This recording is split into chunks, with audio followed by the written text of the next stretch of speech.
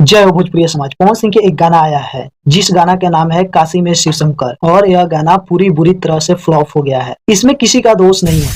प्रभु हे हरि राम कृष्ण जगन्नाथ प्रेमानंद, ये क्या हुआ? यह गाना सारेगामा भोजपुरी से रिलीज हुआ है। लाजवाब कंटेंट देता है सारेगामा, इसमें नो डाउट। यहाँ तक कि इस गाना में भी कोई दोष नहीं है। इस गाना को फ्लॉप करने में पवन सिंह का ही हाथ है। अब मैं साफ साफ बता दूं, पवन सिंह के कौन सा गलती के वजह से इस गाना को फ्लॉप होना पड़ा। काशी में शिव शंकर, इस गाना में एक डायलॉग है जो डायलॉग कॉपी है, और भोजपुरी के भाषा में बोले तो यह डायलॉग चोरी किया गया है। पहले आप सुनिए।